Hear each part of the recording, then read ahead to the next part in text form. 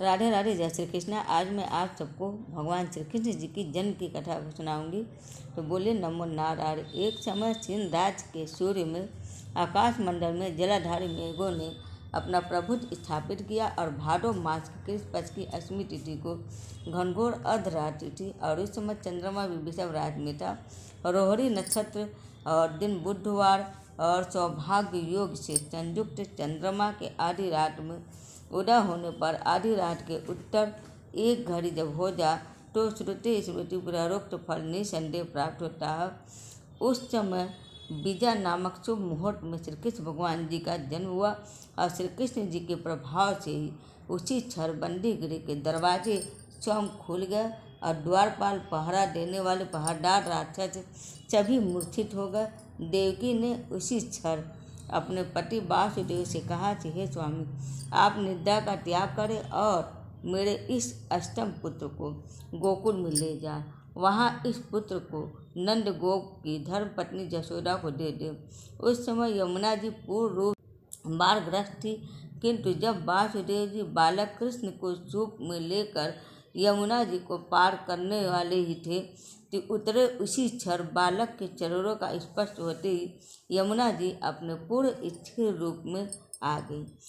किसी भी प्रकार का वासुदेव जी को परेशानी नहीं हुई। गोकुल लेकर पहुंच गया और नंद के गृह में प्रवेश कर उन्होंने अपना पुत्र को तत्काल उन्हें दे दिया और उसके बदले में उनकी कन्या को ले लिया। वे तत्क्षण वहाँ से वापस आकर कंस के बंदी गृह में पहुँच गया।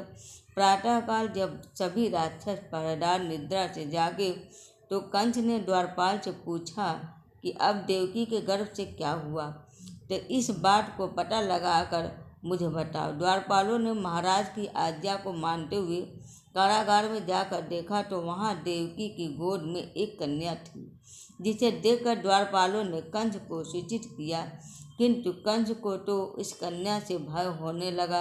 अतः वह स्वयं कारागार में गया और उसने देवकी की गोद से कन्या को झपट लिया और उसे एक पत्थर की चट्टान पर पटक दिया, किंतु वह कन्या विष्णु की माया से आकाश की ओर चली गई और अंतरिक्ष में जाकर विद्युत के रूप में परिणत हो गई।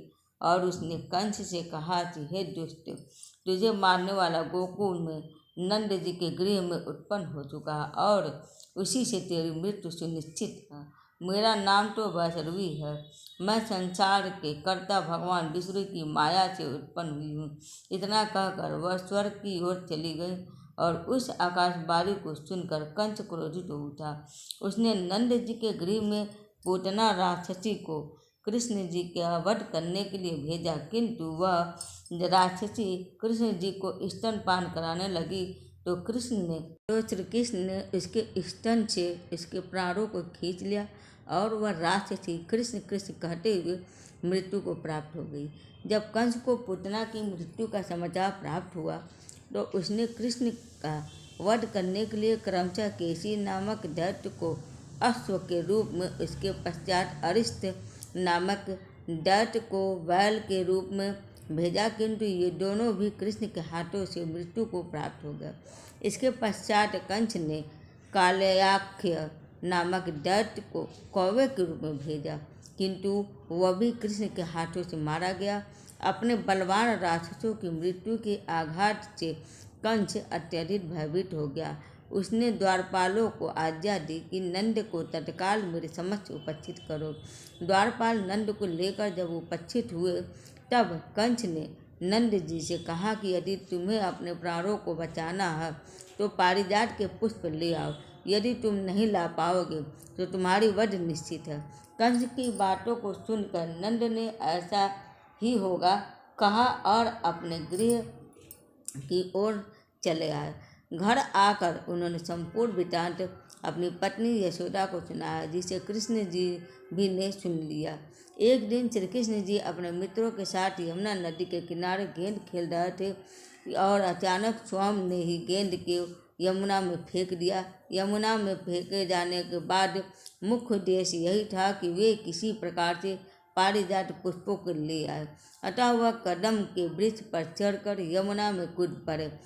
कृष्ण के यमुना में कूदने का समाचार श्रीधर नामक गोपाल ने यशोदा को सुनाया। यह सुनकर यशोदा भागती हुई यमुना नदी के किनारे आ पहुंची और उसने यमुना नदी की प्रार्थना करते हुए कहा, हे यमुना, यदि मैं बालक को देखूंगी तो भाद्रपद मास की रोहिणी युक्त अष्टमी का व्रत अवश्य करूंगी, क्योंकि दया, दान, सज्जन, प्राणी और ब्राह्मण कुल में जन्म, रोहिणी युक्त अष्टमी और गंगा जल एकादशी, गया और श्राद्ध और रोहिणी व्रत, ये सभी बड़ी दुर्लभ हैं।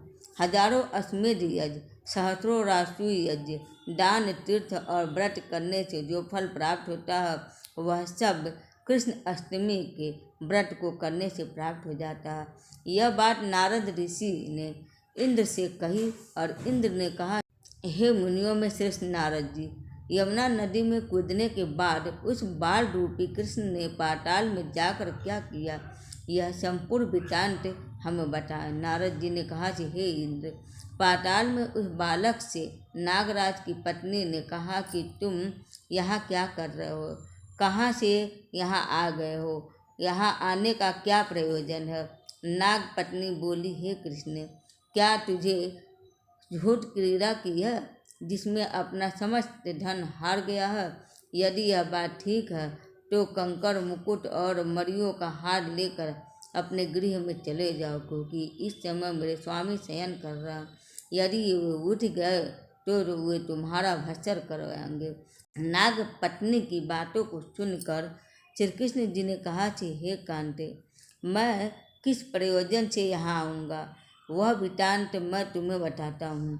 समझ लो, मैं कालिया नाग के मस्तक को कंस के हाथ झूठ में हार चुका हूँ और वही लेने मैं यहाँ आया हूँ। बालक कृष्ण की इस बात को सुनकर नाग पत्नी अत्यंत क्रोधित हो उठी और अपने सोए हुए पति को उठाते हुए उसने कहा कि हे स्वामी, आपके घर यह शत्रु आया, अतः आप इसका हनन कीजिए। अपनी स्वामिनी की बातों को सुनकर कालिया नाग निद्रावस्था से जाग पड़ा और बालक कृष्ण से युद्ध करने लगा। इस युद्ध में कृष्ण को मूर्छा आ गई और उसी मूर्छा को दूर करने के लिए उन्होंने गरुड़ का स्मरण किया। स्मरण होते ही गरुड़ वहां आ गए और श्री कृष्ण जी जब गरुड़ पर चढ़कर कालिया नाग से युद्ध करने लगे और उन्होंने कालिया नाग को युद्ध में पराजित। अब कालिया नाग ने भली भांति जान लिया था कि मैं जिनसे युद्ध कर रहा हूँ वो भगवान विष्णु के अवतार श्री कृष्ण जी हैं। अतः उन्होंने कृष्ण के चरणों में साष्टांग प्रणाम किया और पारिजात से उत्पन्न हुए पुष्पों को मुकुट में रखकर कृष्ण को भेंट में दे दिया। जब कृष्ण चलने को हुए तब कालिया नाग की पत्नी ने कहा कि हे स्वामी, मैं कृष्ण को नहीं जान पाई। हे जनार्दन, मंत्र रहित, क्रिया रहित, भक्ति भाव रहित मेरी रक्षा कीजिए। हे प्रभु, मेरे स्वामी मुझे वापस दे दें। तब श्री कृष्ण जी ने कहा कि हे सर्वेरी, दैत्यों में जो सबसे बलवान है उस कंस के सामने मैं तेरे पति को ले जाकर छोड़ दूंगा, अन्यथा तुम अपने गृह को चली जाओ। अब श्री कृष्ण जी कालिया नाग के फन पर नृत्य करते हुए यमुना के ऊपर आ गए और तदंतर कालिया की फुफकार से तीनों लोग डरने लगा। तब कृष्ण कंस की मथुरा नगरी को चल दिए और वहाँ कमल पुष्पों को देखकर यमुना के मध्य जलाशय में वह कालिया सर्प भी चला गया। इधर कंस भी विस्मित हो गया था कि कृष्ण प्रसन्नचित्त होकर गोकुल लौट आए। उन्होंने गोकुल आने पर उनकी माता यशोदा ने विभिन्न प्रकार के उत्सव किए। अब इंद्र ने नारद जी से पूछा कि हे महामुने, संसार के प्राणी बालक श्री कृष्ण के आने पर अत्यधिक आनंदित हुए। आखिर श्री कृष्ण जी ने क्या क्या चरित्र किया वह सभी आप मुझे बताने की कृपा करें। नारद ने इंद्र से कहा कि मन को हरने वाले मथुरा नगर यमुना नदी के दक्षिण भाग में स्थित है और वहाँ कंस का महाबलशाली भाई चारूर रहता था। उस चारूर से श्री कृष्ण जी के मल्ल युद्ध हुआ और हे इंद्र, कृष्ण एवं चारूर का मल्ल युद्ध अत्यंत आकर्षणजनक था। चारूर की अपेक्षा श्री कृष्ण भगवान जी बाल रूप में थे। भेड़ी, शंख और मृदंग के शब्दों के साथ कंस और केसी इस युद्ध को मथुरा की जनसभा के मध्य में देख रहे थे। श्री कृष्ण जी ने अपने पैरों की चारूर के गले में फंसाकर उसका वध कर दिया। चारूर की मृत्यु के पश्चात उसका मल्लयुद्ध केसी के साथ हुआ। अंत में केसी भी युद्ध में कृष्ण के द्वारा मारा गया और केसी के मृत्यु के उपरांत मल्लयुद्ध देख रहे सभी प्राणी श्री कृष्ण की जय जयकार करने लगे और बालक श्री कृष्ण जी द्वारा चारूर और केसी का वध होना कंस के लिए अत्यंत हृदय विदारक था। अतः उसने सैनिकों को बुलाकर उन्हें आज्ञा दी कि तुम सभी अस्त्र शस्त्रों से सुसज्जित होकर कृष्ण से युद्ध करो। हे इंद्र, उसी क्षण श्री कृष्ण ने गरुड़, बलराम तथा सुदर्शन चक्र का ध्यान दिया और जिसके परिणाम स्वरूप बलदेव जी सुदर्शन चक्र लेकर गरुड़ पर आरूढ़ होकर आए और उन्होंने आता देख बाल कृष्ण ने सुदर्शन चक्र से उनको लेकर स्वयं गरुड़ की पीठ पर बैठकर ना जाने कितने ही राक्षसों और दैत्यों का वध कर दिए, कितने के शरीर अंग भंग कर दिए। और इस युद्ध में श्री कृष्ण और बलदेव ने असंख्य दैत्यों का वध किया। बलराम जी ने अपने आयुध शस्त्र हल से और श्री कृष्ण जी ने सुदर्शन चक्र से माघ मास की शुक्ल पक्ष की सप्तमी को विशाल दैत्यों के समूह का सर्वनाश किया। जब अंत में केवल दुराचारी कंस ही बच गया तो श्री कृष्ण भगवान जी ने कहा कि हे दुष्टाधर्मी दुराचारी, अब मैं इस महायुद्ध स्थल पर तुझसे युद्ध कर तथा तेरा वध कर इस संसार को तुझसे मुक्त कराऊंगा। यह कहते ही श्री कृष्ण जी ने उसके केशों को पकड़ लिया और कंस को घुमाकर पृथ्वी पर पटक दिया, जिससे वह मृत्यु को प्राप्त हो गया। और कंस के मरने पर देवताओं ने शंख घोष व पुष्प वृष्टि की। वहाँ उपस्थित समुदाय श्री कृष्ण जी की जय जयकार कर रहे थे और कंस की मृत्यु पर नंद, देवकी, वासुदेव, यशोदा और इस संसार के सभी प्राणियों ने हर्ष पर्व मनाया। ये भगवान श्री कृष्ण जी की बचपन की कहानी संपूर्ण होती है। उम्मीद है आप सबको मेरा वीडियो पसंद आएगा। हरे कृष्ण, हर हर महादेव।